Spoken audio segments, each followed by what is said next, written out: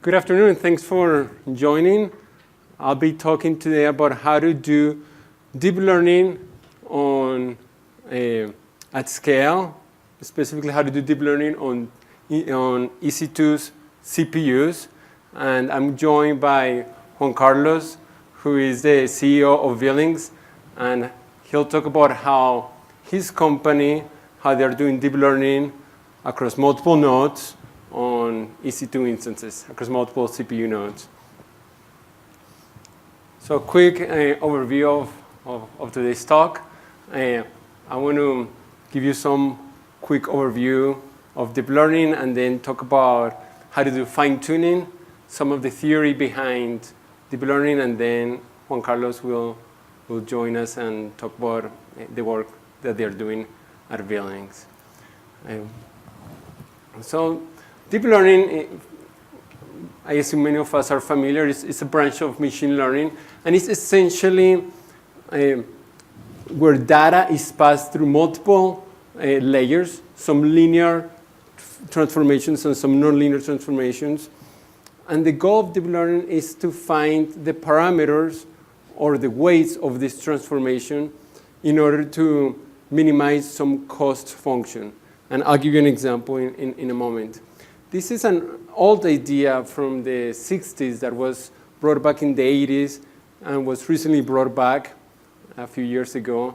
And what made it possible, what made this rapid growth in deep learning possible is that now we have access to larger data sets, we have faster hardware, and we have developed better algorithms.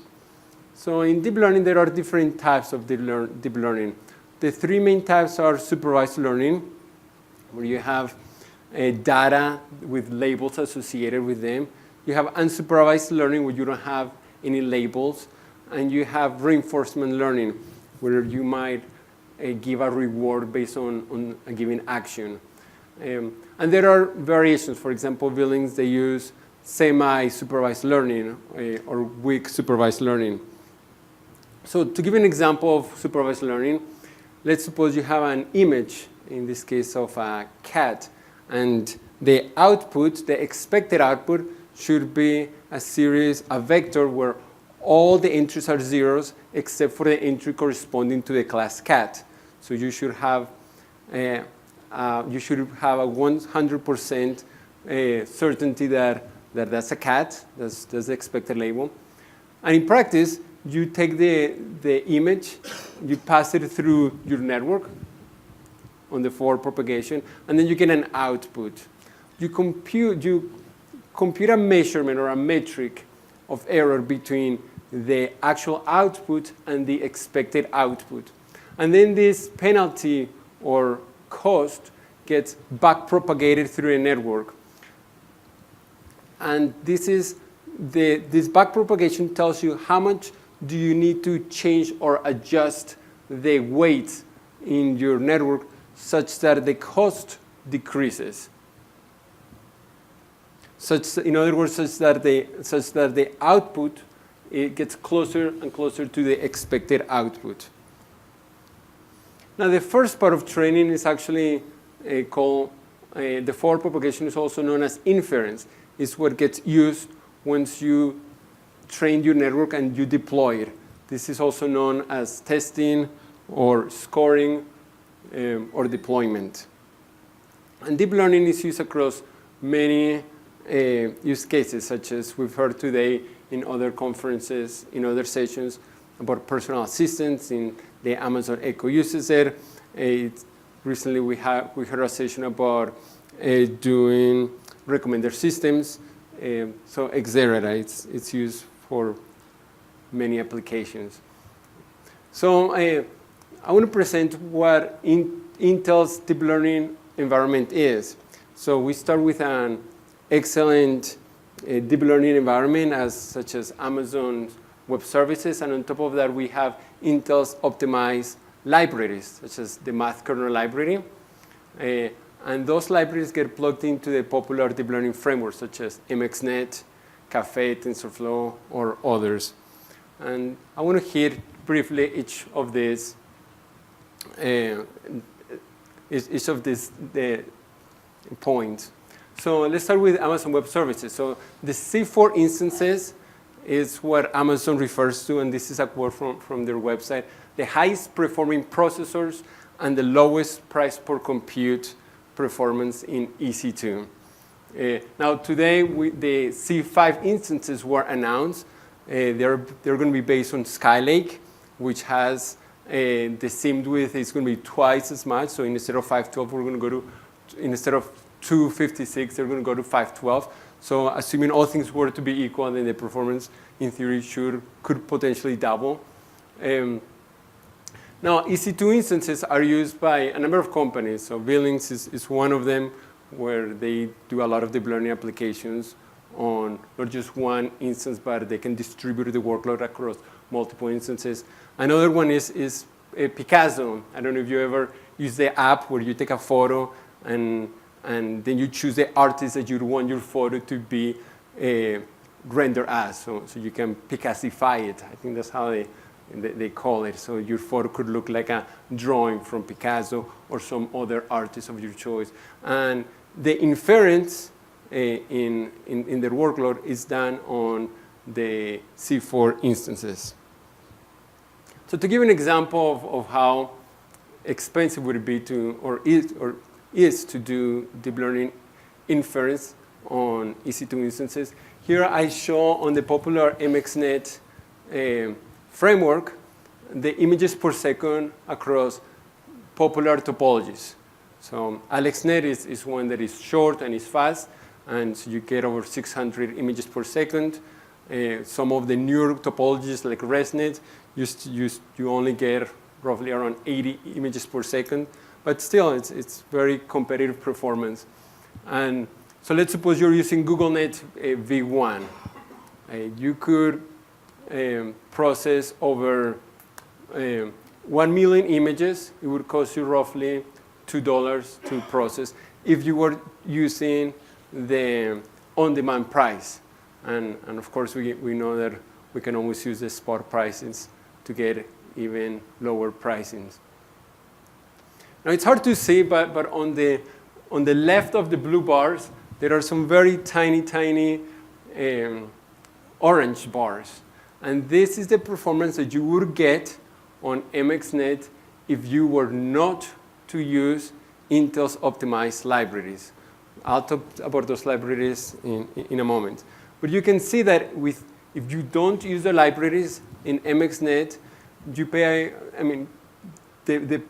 the performance improvement of using them is about 100 times better. And you tend to see this similar type of performance in other deep learning frameworks. So the InterMath Keranal library is a library that is optimized for CPUs, for Xeon CPUs, and it's optimized for common layers in deep learning. So in deep learning, you create a bunch of different topologies, whether you're talking about recurrent neural networks or convolutional neural networks, fully connected networks. But most of these topologies, even though they might be very different from one another, they are composed of the same building blocks. So you can think of these building blocks as Lego pieces, where you can put Legos in a bunch of different configurations to come up with various types of topologies. And so what Intel has done is Intel has optimized all the popular deep learning functions, such as the convolutional layer, the rectified linear unit, or other nonlinear transformations, such as the gem operations, pooling, etc. So to give you an example of the optimizations, if you were to write a convolution naively, you would just write it as shown here, as a set of 7 for loops. But the performance of this implementation on a CPU or any other architecture would be quite terrible, because you're not using the memory or the registers available in the architecture. So you could rewrite this, and I won't go through this, but there's a link to the paper if you're interested in all the details, where you can rewrite a convolution in a way that is much friendlier, much more cache friendlier that takes advantage of the width of the instructions, that does register blocking, takes advantage of the fuse multiply add components of the CPUs, and you can significantly improve the performance. So when you are calling an MXNet convolutional function, it will use this type of function underneath. So the user doesn't have to implement optimized functions. They come in the math kernel library. In addition, the math kernel library is a closed source right now. We're working on open sourcing the functions that are important for deep learning. We released a tech preview known as MKL DNN. That's open source with an Apache 2 license that users can download directly from GitHub and use and distribute in their commercial applications without ever having to sign any licenses with Intel. So I want to give you a quick example of using the math kernel library versus not using the math kernel library.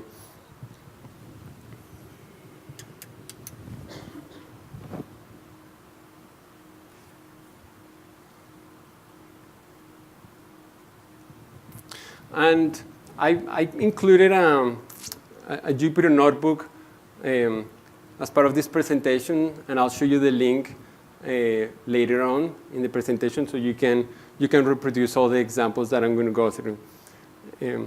So I already implemented the first part of these steps. Essentially, you just start a brand new instance with Ubuntu 16.04, and you download a data set that I'll use later in the presentation.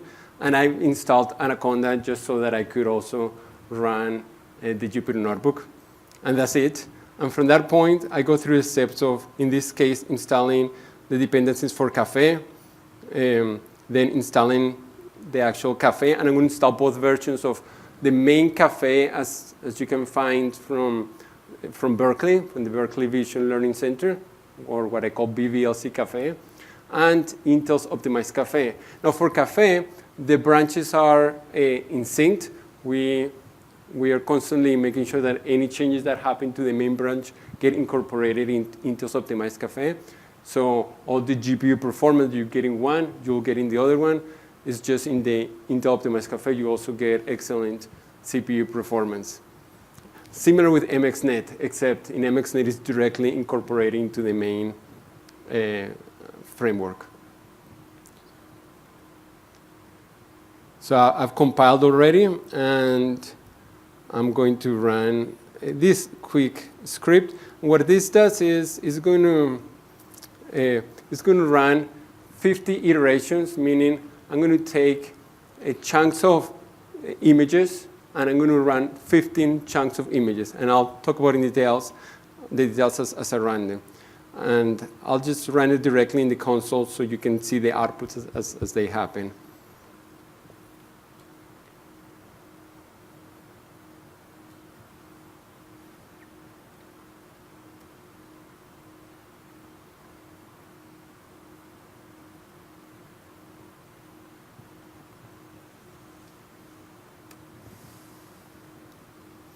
So this is the main branch, BVLC Café, and you can see I'm using the popular topology known as GoogleNet, and I'm using batch size of 32, so chunks of 32 images at a time. That's one iteration. And to do a forward and a backward propagation, it's taking just a little bit over 2,000 milliseconds using that branch. Now, using Intel's optimized Café,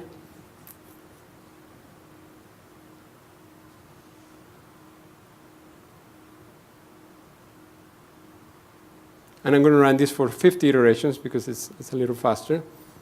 You can see that it takes less than 100 milliseconds to do a forward and a backward propagation. So you can see that significant improvements in performance thanks to a math kernel library.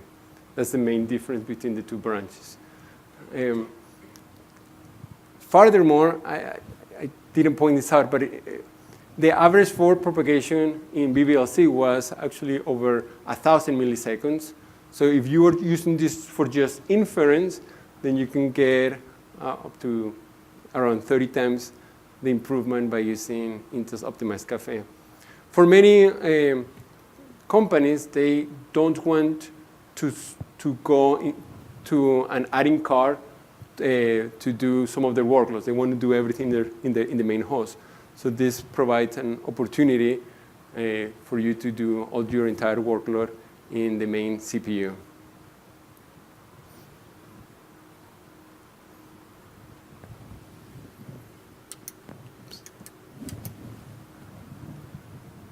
So I'm going to do another demo, but before I do it, I just want to explain a little bit of theory. Earlier, I mentioned how you want to decrease the cost function. The cost function, it was this metric between the expected output and the actual output.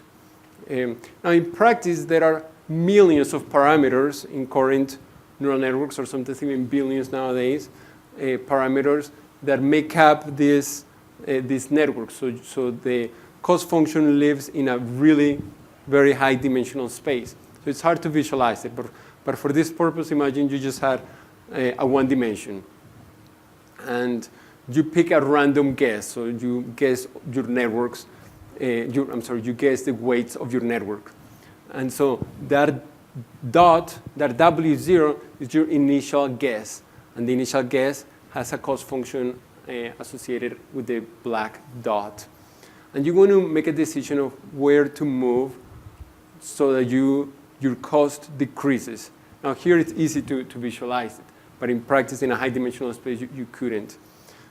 So in practice what you do is you compute the gradient, and you can observe here that if the gradient is positive, then you would move to the left. If the gradient is negative, then you would move to the right. In other words, you're moving in the direction opposite to the gradient, so that your next weight would be your current weight minus the gradient. And actually, it would be minus the gradient times some learning rate. And this learning rate is one of the most important parameters that you have to pick when you're training these networks. So if the learning rate is too small, then each step you take is very small, and it will take you a very long time to reach the minimum. And in fact, there are some reasons why you having a small learning rate, even if you had a lot of time, may not actually give you the best performance. You might get stuck in areas where the derivative is close to zero.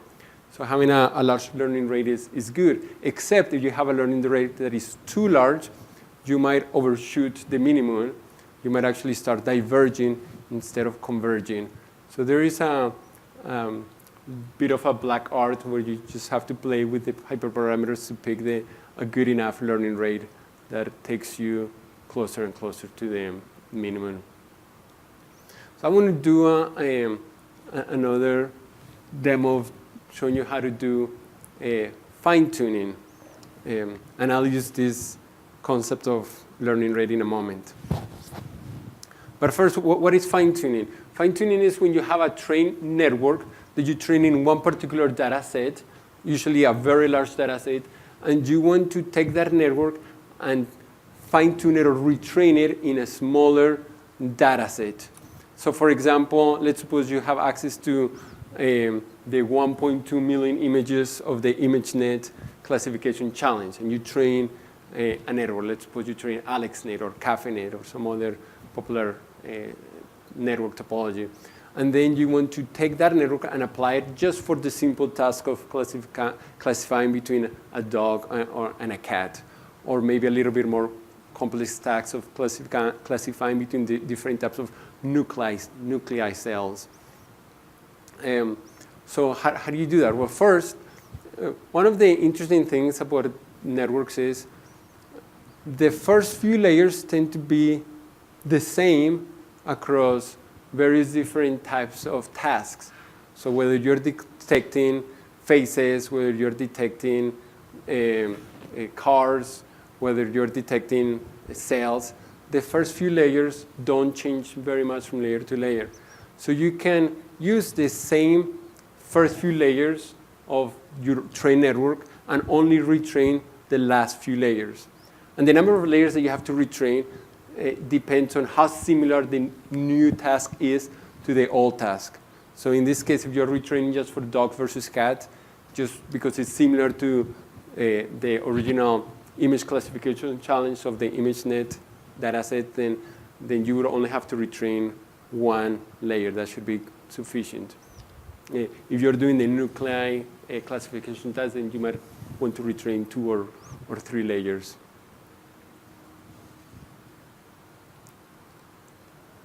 So the steps is you first take your favorite framework, MXNet, Café, or whatever is your choice.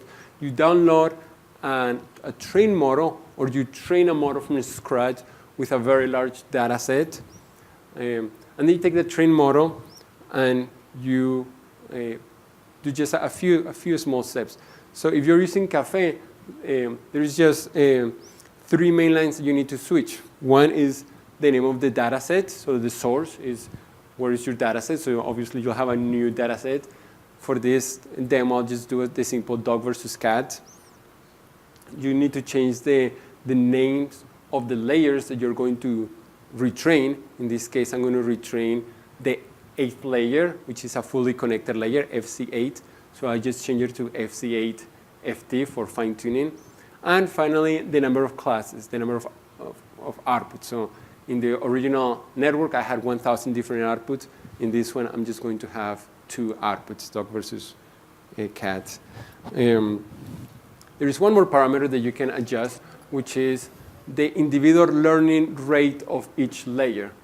So if you want the network to remain the same and just change one layer, then you can make the learning rate for each of the layers that you won't be changing equal to 0. Or in Café, it's called learning multiplier, where you have the global learning rate, and then each layer has its own learning rate multiplier. And they're usually set to 1, but you can set them to 0 if you don't want to do any training on those.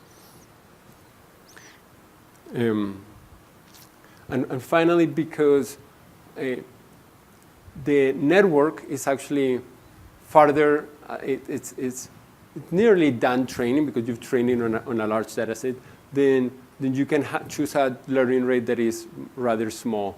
So you want to decrease the learning rate by 10 times or even 100 times. So in the example that I'm going to show you, we are going to just replace the last layer from 1,000 units to 2 units. And therefore, we're going to come up with brand new weights for the last layer. They are going to be initialized randomly, but all the other weights will remain the same weights as a trained model.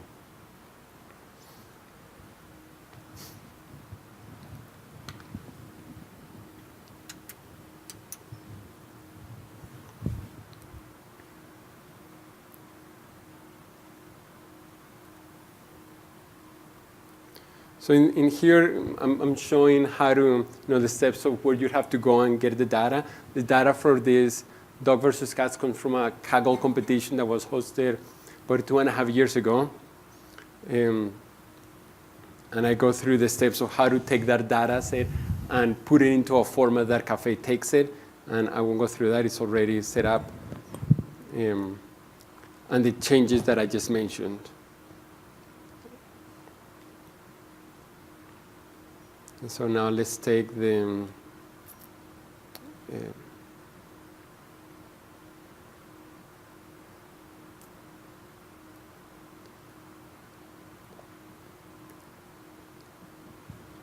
let's do some fine tuning. What I'm going to do here, though, is I'm going to show a poor example of a learning rate.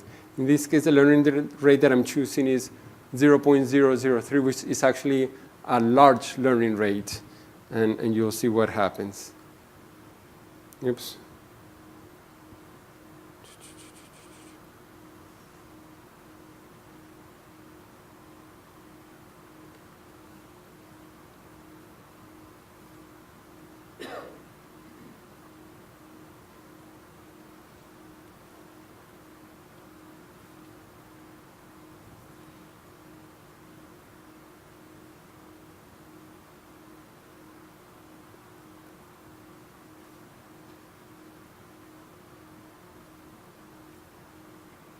I don't want to keep you waiting. I'll tell you what happens. So if you choose a large learning rate, what you see is that the loss function starts increasing and increasing, and eventually you end up not learning anything. And if you choose a very small learning rate, then you observe that you do make progress. Your classification accuracy starts getting better and better and better, but it's very, very small. So you play around with that number, and then you get a good enough learning rate.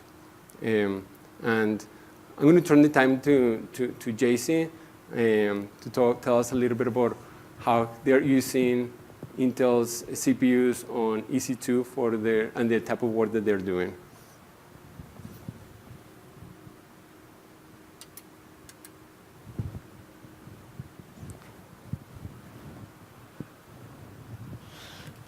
Can you hear me? Okay. Thank you for coming. So the main reason why I'm here, co-presenting with Andres, is that Billings, the startup that I co-founded with a few friends and I'm the CEO, we need as much performance as possible to train our huge deep network platform in real time, okay?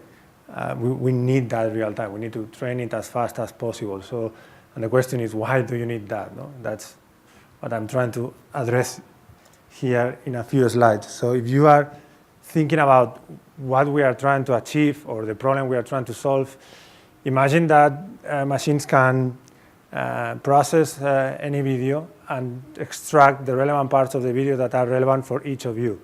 You can call it highlights, you can call it summary, you can call it preview, but imagine that you don't need to go through the whole video, and a machine can really understand your preference and then look at the video and extract that parts of the video that are relevant to you. And that means that it's not just for personal videos. It means that ESPN could do the highlights of any game in real time automatically and pass it to any editor. Or if you have hours of drones, of video drones, you can not watch all of them and just extract those parts that are relevant to you. So this is the kind of problem we are trying to solve. The problem can be divided in two main blocks. One is what we call the classification. Okay, in order to be able to extract the relevant part for you, we really need to understand what is inside of the video. We need to understand, every frame, the whole video. We need to understand it properly. And the challenge here is that current or the most solutions in terms of deep network for video or images are based on database that someone, make it public with manual tags and kind of, the same database for the next 6 months until the next update of the database.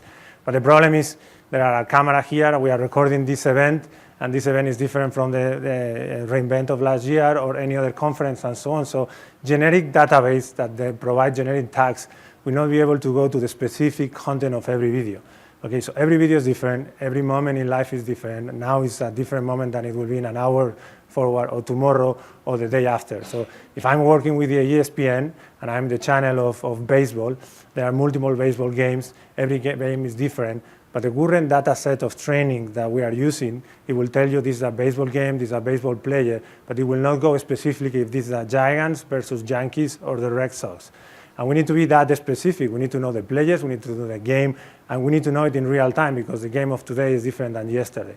So we have to constantly training the solution, the platform, and it has to be in real time. Okay, that's the biggest challenge. We have huge amount of content that we are putting into the platform, and we are constantly training, updating, and understanding. That's the first problem. The second is, okay, where we get the tags. Okay, so if the current database are not working, we need to find a solution. I need tags. I need to put the words in something that tells me that this is reInvent from AWS and a tag, and this is a conference about Intel and Billings and everything else. Okay, so that's a problem that we need to address. And when we are able to classify with very specific keywords every part of the video, then the next problem is we need to make a prediction. Okay, so there are two machine learning problems here. One is the classification and another one is the prediction. The prediction here will be what are the preference for the highlights that will work for each of you. Okay, that has to learn about your preference, and it has to learn about your interest and everything, and then look to the part of the video that's classified and trying to find it and make a prediction of what will be suitable for you. And then based on metrics, we will know if the prediction works or not, and we will learn from that. So that platform that tries to look for its own tags, put to the video, find a way to put the tags into the specific frames or specific parts of each video, then make a prediction of what is relevant of that video for the audience, and it's learning from that. It can work for any kind of solution, okay? It can work for any kind of video because at the end it's constantly learning. There is no human intervention here, not to build a database for training, not to understand if the prediction is working, and learning from that. It's all learning by itself. That's why the benefit, it goes across multiple markets, even though we have started working with the media companies, and I will explain later why. And one of the reasons, by the way, is because they have access to a tons of data, media, some publishers. We are working with the news and media companies, so we collect a lot of videos, and we are constantly learning, and we are building that database every day that has more content, more tags, and more information. The team is, well, I'm very proud to work with all of them, all PhDs and experts on machine learning and deep learning. This is the part of the team that is working on the machine learning blogs, but there are front-end and back-end people. We are working with AWS, so very fun time working with all of them, and I'm very pleased. Starting from Ellie, our CTO, she worked at NASA as well, MIT, and developing machine learning for autonomous satellites, and she's having a lot of fun, transitioning part of that knowledge to the video space. And at the end, the big vision is what I say, so that we believe in a world where there are going to be cameras everywhere. You are going to have hours of videos that people will not be able to process, and it will and understand it. So machines need not just to understand it and extract the relevant part for you, but also being able to index all of that content really quickly. Okay, it's not just cell phones or smart cities that have cameras everywhere. So an example, it will be your Tesla that has already 8 cameras and is producing tons of content that a machine needs to understand and classify it. So part of the solution, it works on how we extract the keywords, okay? And I will go into details later. But it's very important because if you use a database of videos that is very popular, YouTube, it has a 1.8 tags average per video. That will give you a graph of knowledge that is less than one 5-year-old kid will have, okay? And that is not specific. That will never give you something like this is a video about Hillary Clinton, the emails scanned, or the YouTube, or the Donald Trump. So something very specific you cannot get out of that database. We'll tell you there is a person or not a person in a video, or if it's a sports, or if it's a travel. But it doesn't go to very specific. So you have to build a solution that generates those tags that you can use them to classify the video properly, and then you can do the prediction. First market for us has been media, basically because they are already generating tons of content. They have a lot of videos, and also you have a lot of information, not just in their website, you have in social media, in YouTube, web. You have tons of places where you have text that you can extract the keywords or everything that is related to the video. Okay, so that's, for us, is an easy way to start building our database that automatically collects keywords and metadata and associated to specific parts of the video. Some customers, some of the Confidencial in Europe, but TBS, CBS, right now we started in one show. Now we are moving across all the shows in CBS, and we will be soon working also with the full episodes and so on. So very excited, and there are more customers in the pipe, so you will see that solution. And here, the way that you will see it is that instead of just a static picture that you will see as a description of the video, you can do the mouse over and you will have a 5-second clip that will start with a relevant part of the video. And soon you will see that that clip will be different for you than for your wife maybe, or someone else in your family. So it will be personalized with the intention that if you find it interested, you will click and watch it. So you are going to increase the click-through and the engagement of those sites, and that will mean more revenue for them. So before getting into the block diagram, one more slide in terms of product and how it's applicable. Basically, we have the inputs of the video. We have the contextual data that we are grabbing from any source. We use right now social media, YouTube, web, but it could be any source that can give us text related to the content. We are agnostic on that. And then finally, the audience data that will tell us if our prediction is correct, but also if the tags that we are associating to specific parts of the videos is correct too. We use that to correct our machine learning solution. And the outputs are those moments on the video that we think are relevant, the intelligent tags that we are associated to them. And that helps you to do intelligent video thumbnail. Instead of just static pictures, you put something that will describe what is inside. You can put that into social media. You can help people like DirecTV, that you are watching the finals of the NBA and you are in the last quarter and you want to put something in social media. DirecTV will let you to put some moments of that game they were popular or hot in social media. How? Because we are understanding what the social media has been trending and then go to the live event and extract those 5 seconds, everything in real time. There are no human interventions. And then the audience can post them. So without the machine, you cannot be able to solve that problem. And then obviously, the more data you have about the user, the more data you have about the video, you can improve your recommendation system, your search, and your ad market. So going to specific about how that solution works. So there is a module, the first module that basically grabs the video, and the video could be 3 minutes or it could be an hour. But the problem is in an hour of video or even in 3 minutes, you have most of the frames that they have the same information. So that first block that has machine learning but nothing in terms of deep learning, without any contextual information, without knowing anything about the video, looking just at all the metrics in the video, how the video was recorded, and how the objects differentiate between background or background, if it's relevant or relevant. What it's trying is to, instead of hours of video, it's trying to select those moments of the video that provides unique information, uncorrelated information. Because if it's correlated, you don't need multiple seconds. So with a few seconds, you have enough to describe that part of the video. So it's trying to move from a huge problem to something smaller to reduce our probability of error of matching the keywords that are associated to the whole video to those specific moments. Because at the end, we are looking for that part of the video that is unique in terms of information. And it's not that much, because most of the video, you have the same information, the same people, the same background, the same things. And you are looking for moments that are relevant in terms of actions and so on. So here, if I have a football game, I will be able to grab all the touchdowns. I will be able to grab when the referee is, all the moments that are relevant. But at the end, if you have people attacking or people defending, that part visually, in terms of information, is basically the same.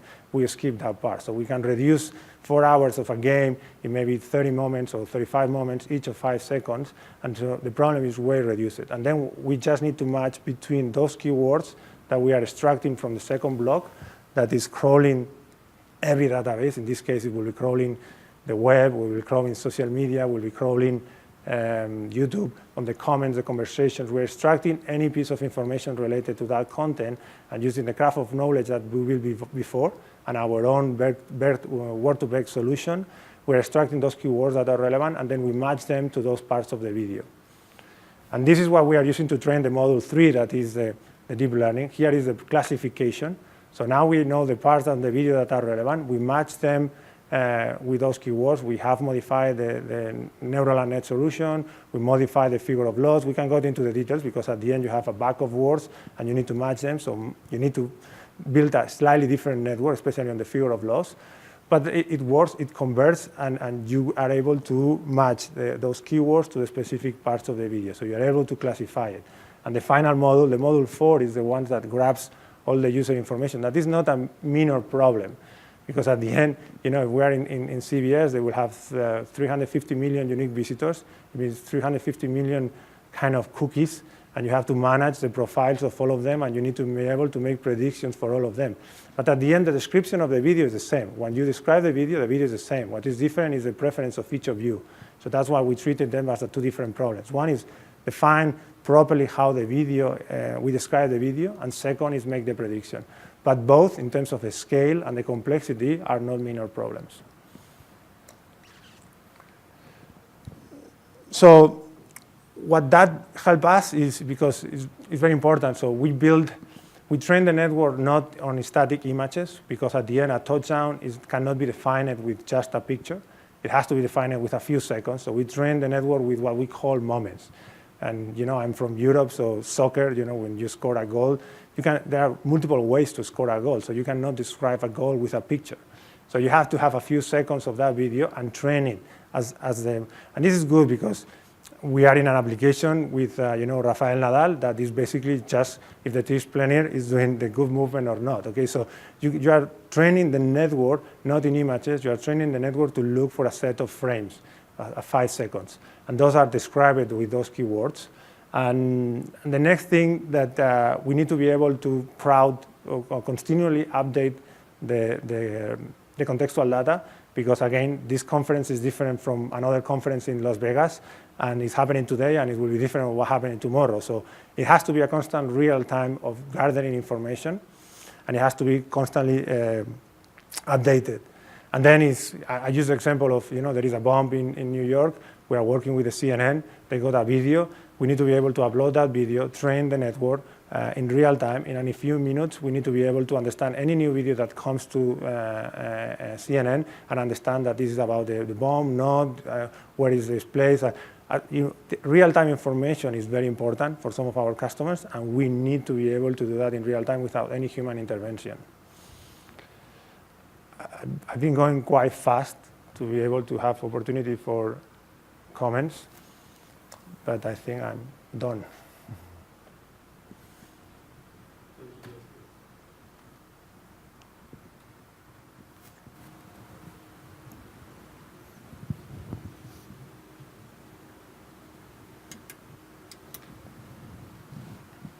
So I should have stuck to the Python notebook. I forgot to switch directories. So if I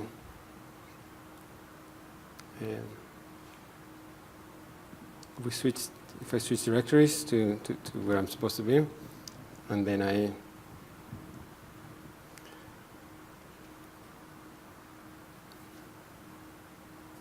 so what's happening here is you can see I chose a learning rate that was too big, and I'll just run a few iterations, not that many. You can see the loss function, the loss value. You can see the loss value continues to get bigger and bigger.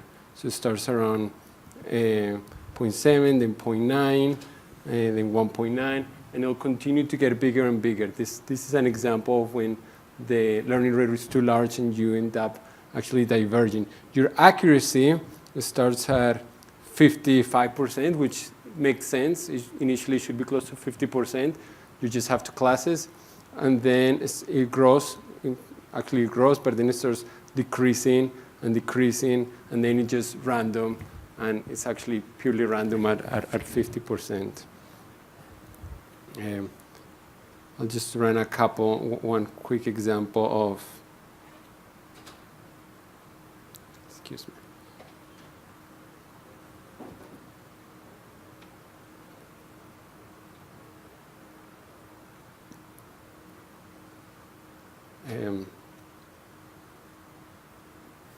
Of here, I'm going to choose a very small learning rate, just 0.0001.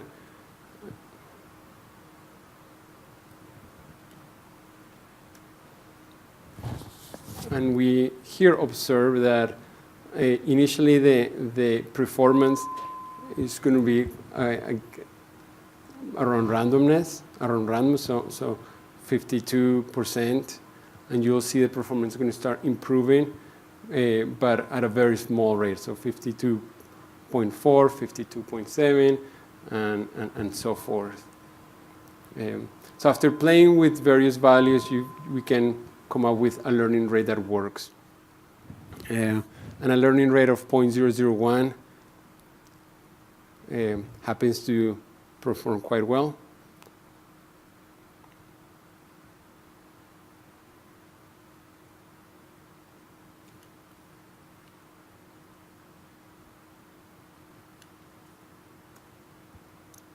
And this is going to run for about 250 iterations, which will take about 5 minutes. So I'll let it run in the background.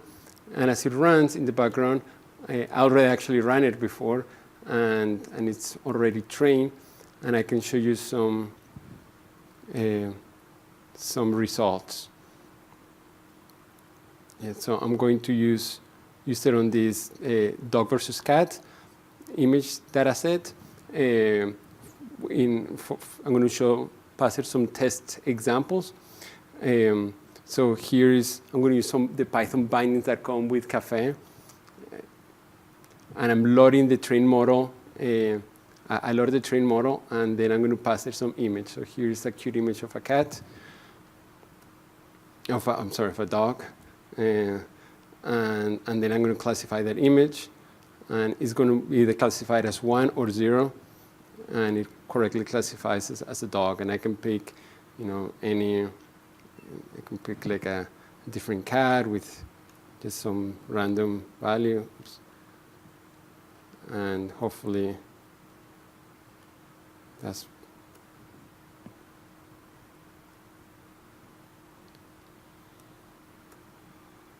so the accuracy of this model, after only 5 minutes of training, it goes from randomness to about 97% accuracy. This competition was done 3 years ago, and if you were to if we had entered this competition, there were over 200 participants, we would have been in the top 10% of the participants as far as our accuracy. And this is just training one model. In practice, often people train an ensemble of models and then use all of them to get even better accuracy. And that's what the actual winner of this competition did. So in summary,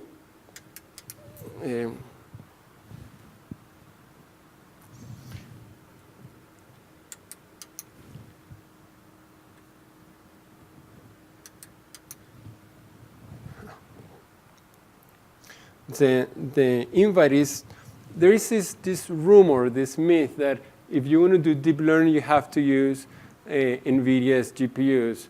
And the myth was actually true up until recently. Intel just didn't have optimized libraries, so the performance was terrible. As you can see, like on MXNet, it didn't make sense to use Intel CPUs. But now that we have optimized libraries, the performance can be quite competitive on CPUs. Intel's also heavily invested into deep learning. We recently acquired a company known as Nirvana Systems. We're going to be integrating that IP into our products. And we're also going to be developing new hardware. So the performance will continue to improve. But especially in the near future when the C5 instances are available, and I don't know exactly when, hopefully very soon, you should see an even bigger jump in performance, making the performance even more competitive. So the link to the deep learning tutorial to the Jupyter Notebook is shown here, and you can go through all the steps and all the examples that I showed. You just start an Ubuntu instance and go through the examples. And doing all the installation steps takes about 5 minutes. Going through from beginning to end should take you no more than 20 minutes to complete. Finally, I didn't talk much about how to train across multiple nodes, but the last link is an article that I co-wrote with Amazon Web Service Solution Architect that explains how to do this. And there were other sessions that talked about how to do the cloud formation, and we go through all the steps here, specifically geared towards Café. So that's what I have, and I'm happy to take any questions, and same with JC.